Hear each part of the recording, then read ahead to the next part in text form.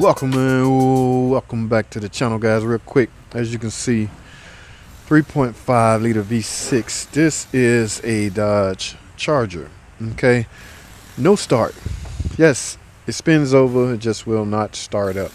Now, I came from another shop, guys. Y'all know how that go. Okay, what the problem is, y'all know how to go by trying to find a no start condition, right?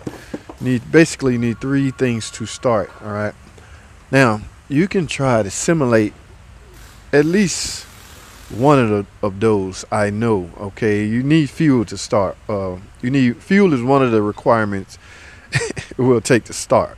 Okay, now you can quite frankly simulate fuel presence, not so much pressure, but presence. Okay, presence, meaning fuel. You can literally spray fuel down the intake just in case you suspect you're not getting any fuel by way of the fuel pump. Just say you think your fuel pump is, the term y'all use, gone bad. Then you can literally spray some type of combustion liquid down in the throttle body area, some throttle body cleaner or something like that. I ended up using this. Okay, now you can, however, turn your key on. Guys, every car, I think since 88, has a 2-second primer where you turn the key to the run position, and you should hear a bzzz for 2 seconds. That is the fuel pump primer. Okay, the fuel pump is running for 2 seconds though, until it sees RPM. Now, if it doesn't see RPM, it's going to shut the fuel pump off. Okay, now, and that prime feature is needed to try to prevent long crank time. All right, now, as you know, there's no anti-drain back valve on the rail. A lot of that feature is being taken over by the fuel pump itself. So when you turn your car off, you don't want fuel pressure to just rush out of the rail. You still want a certain amount of pressure on the rail in anticipation of another startup, okay, which will prevent long crank time. But just say an overnight soak, yes, that fuel is going to gravitate back to the fuel tank no matter what. All right, so when you get up in the morning, turn your key, you go to run, it's going to bzzz, that's your fuel pump running. Now, I hear that, okay, so which tells me I'm actually getting power supply to the fuel pump. Now, I can't, however, tell if fuel pump is being pushed out. If there's pressure, okay, you'll need a pressure gauge for that. So what I did was I went through all that to say I simulated fuel presence with this, and I still have no startup. Okay, now I'm gonna let y'all hear the healthiness of the startup, because that matters, guys. Yes, I have a charge on it, so yeah, you can see it came from another shop, but let's take a listen to this.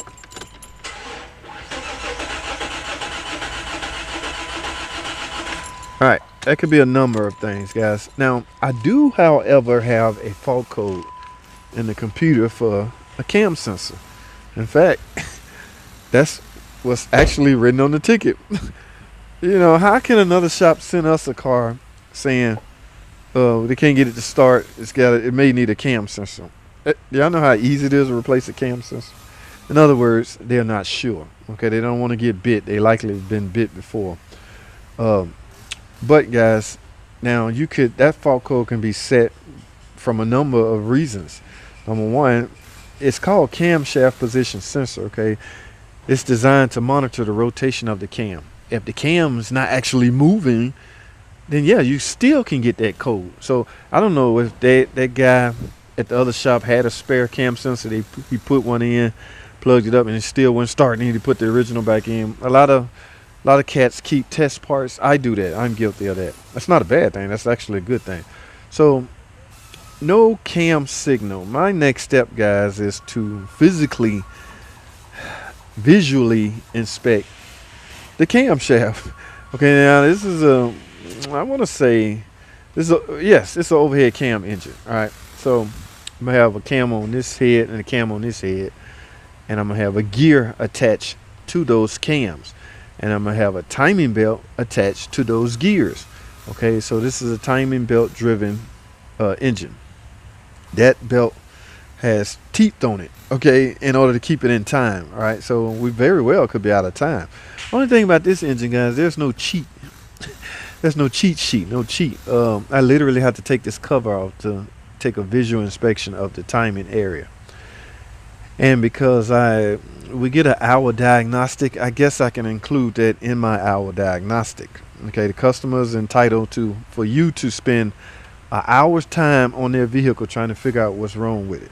In the event you will exceed that hour, you're supposed to go up and ask for more checkout time. Because, guys, now don't get me wrong, don't think a lot of mechanics will abuse that. No, at least I am in the business of trying to figure out what's wrong with this thing as quickly as possible so I can get on with.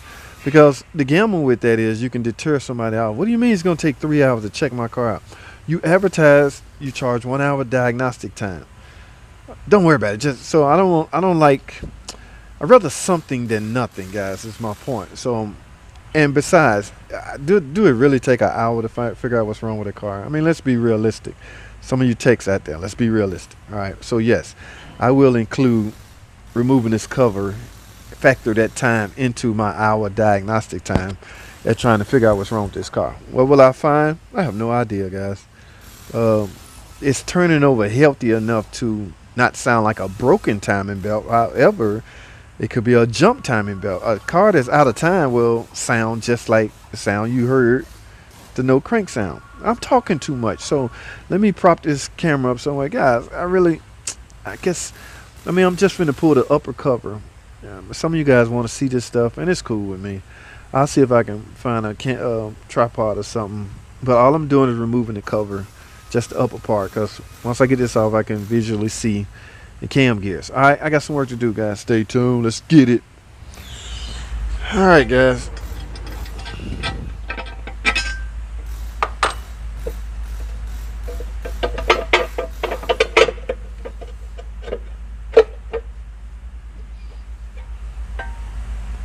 Whoa. Whoa. What in the... Let me take y'all down for a deeper, closer look. Look at this.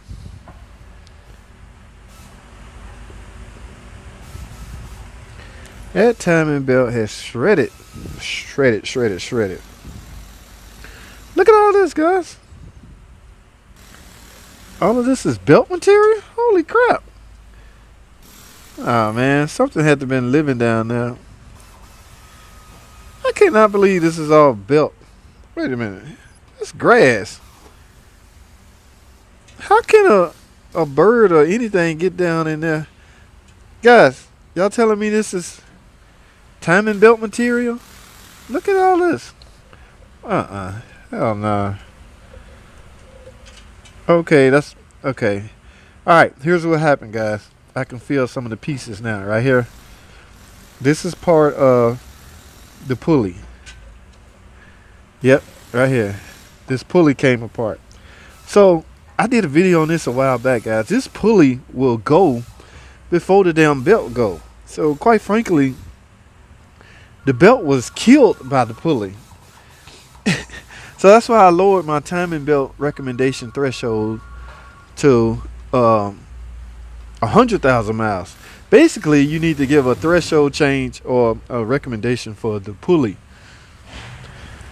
Alright, so watch this video right here where I explain that in more depth, but that is exactly what happened to this car. So quite frankly, guys, the cam sensor code you was getting is a result. It was not reading the camshaft tone wheel correctly. Alright, it's not that the sensor bad, it's just that it's not. So when they swapped out a new cam sensor, you're gonna get the same results because there's technically not wrong with the sensor.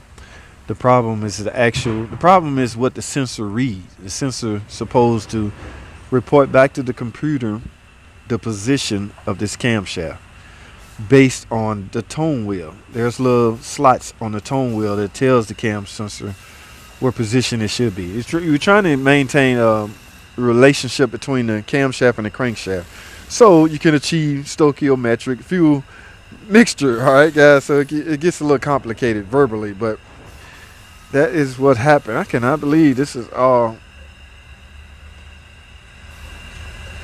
timing belt material. Wow.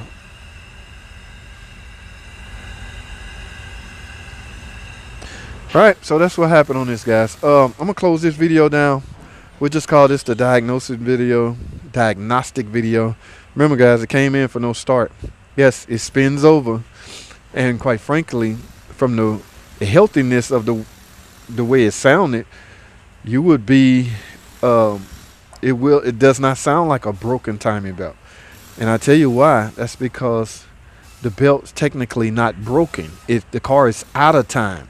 If the belt was broken, you would hear a constant spinning over real fast.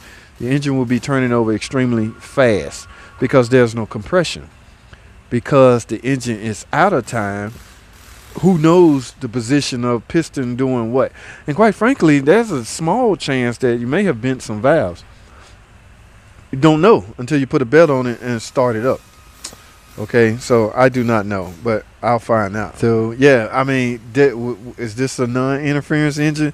Guys, every time somebody say that, or every time it's printed that it's a non-interference engine, I've seen engines not become damaged based off a broken timing belt. So a lot of it a lot of it has to do with when the belt broke. Basically, a lot in this IMO, this is my opinion, okay. RPM, if RPM is extremely low and your belt break, chances are you may not bend a valve. All right, is this valve bent? I don't know. What I will do is simple, put a belt on it before I commit to the water pump and everything. I'm gonna put a belt on it, see if I got some compression.